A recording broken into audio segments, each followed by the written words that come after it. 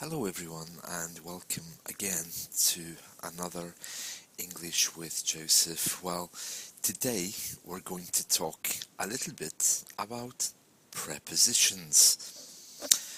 One of the most common questions that I'm asked is, why do we say at work instead of in work? Why do we say at school and not in school? And why do we say at the airport? Why don't we just say in the airport? Well, the answer to those questions actually is very, very easy. Let me explain. We use at when we're coming to meet an idea, not a place. For example, what are you doing with your life? Oh, I'm at university. It doesn't mean that at this moment you're inside university. It means generally that's the idea of what you're doing in your life. Where are you? I'm at work. If you wanted to be very specific, you could say, oh, I'm inside the office. I'm in the factory where I work. But we're talking about work as an idea. I'm at work. That's what I'm doing right now. I'm at school. We also use it for things which we do regularly. I'm at work, I'm at school, and things which maybe happen every day. But generally, we're meeting the idea of the thing. We're not actually talking about the place. Imagine that you're given a university place. So now officially you're at university, you're a student. Maybe you don't even know where the university is, but you know you've been accepted. So you can tell your friends, yep, now I'm at university, I've been accepted. But you don't know where the building is until you arrive in the UK and then you go and find it. So this is the point of saying at. I'm at university, I'm at work, and I'm at school. So you could say, yep, I'm in Terminal 1, at the airport, for example, because remember, you're meeting ideas, you're not talking about the exact place. In English, sometimes people say, where are you at? Where are you at? You don't hear it very often, but it's a very common question. Or after you finish explaining to someone what you're doing with your life, you can say, yep, well, that's where I'm at. That's where I'm at. To say that's where I'm at is actually very common in English. What are you doing with your life these days? Well, I'm working as an English teacher, I'm living in Spain. That's where I'm at. I'm not talking physically about my location, I'm talking about the ideas that I'm encountering. That's where I'm at. Where I'm at. Okay, so that gives you an idea how to use at. Okay, so when you're at work and at school, you're talking about the idea of the thing. If you want to be more specific, for example, I'm going to school, for example, without the article, I'm going to work without the article, it's the same thing. You're meeting the ideas. Okay, I'm going to school, I'm going to work. If you want to be very specific, you can say, I'm going to this school on Main Street. Okay, I'm going to my office now, or my factory.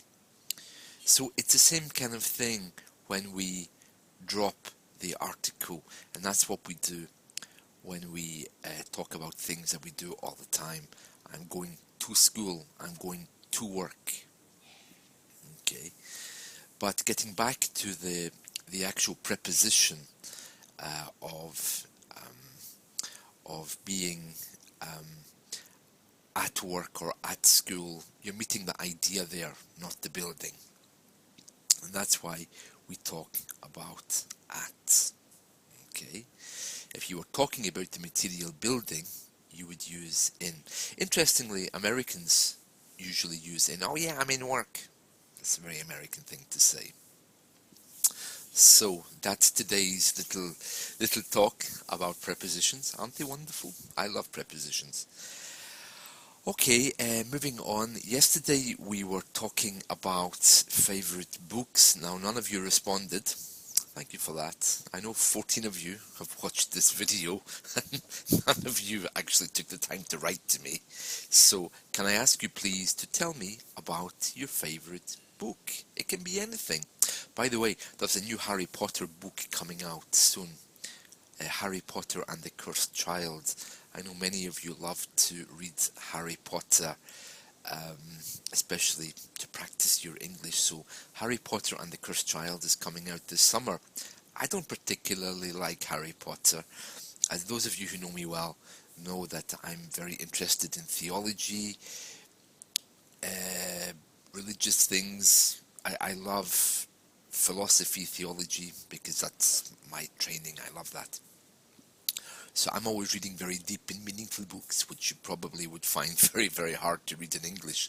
They're hard enough for me to read, but still, they're very good. In fact, the last few days, I've started to read Tazkira. And before you say, what's that in English? That's not an English word. It's not an English word. Tazkira is an Arabic or Asian word. I don't know actually what it means. Maybe one of you could tell me. But basically, Tazkira is a compilation of the visions and writings of someone called Mirza Ghulam Ahmad, who is an Asian Sufi mystic. They called him King of the Sufis. He was always having dreams of God and angels and all these things. Amazing person, absolutely amazing. If you like that kind of writing, I'm sure you could find Tazkira translated into your language. I think it's available in most languages because it's a very, very famous book by Mirza Ghulam Ahmad. So Tazkira is one book I'm reading right now. Another book is Science and Health with Key to the Scriptures by Mary Baker Eddy. Another very deep and meaningful book. You can get it on English. You can get it on Amazon or in English websites free. Okay, because the copyright's expired. In other languages, the copyright I think still exists, so you might have some problems finding it. But in English, you can get it on Project Gutenberg. Project Gutenberg is fabulous. You would love Project Gutenberg. It's basically a storage site for all books which have lost their copyright. Okay, so you can download loads of English titles from Project Gutenberg. Project Gutenberg is named after the press, the first printing press, which was called Gutenberg. So those are two of my favourite books for today. Tazkira by Mirza Ghulam Ahmad, a collection of his visions and dreams. Science and Health with Key to the Scriptures by Mary Baker Eddy, which is a very mystical, philosophical book. So I want you to tell me about your favourite book. Maybe it's Harry Potter, maybe it's not. Maybe it's, I don't know, maybe it's Nancy Drew or another famous English detective. But I'm looking forward to hearing from you so that we can talk about them. So please, if you're watching this video, do take a moment to give me feedback. You can find me on facebook.com, English with Joseph. You can find me on my blog, englishwithjosephblog.wordpress.com. You can also find me here on Dailymotion. You can find my books here on Amazon as well. I think this is the last day you'll be able to get my books free. It may already have expired. If you want them, if you see a title you like, write to me, ask me and I'll send it to you free anyway. You can also get me on Twitter, McTaggartJ7. So there's plenty of ways you can contact me with the title of your favourite book. And we'll have a little discussion about it. It doesn't have to be English, it can be anything. But I want you to tell me about it. Okay, thank you, and have a good day.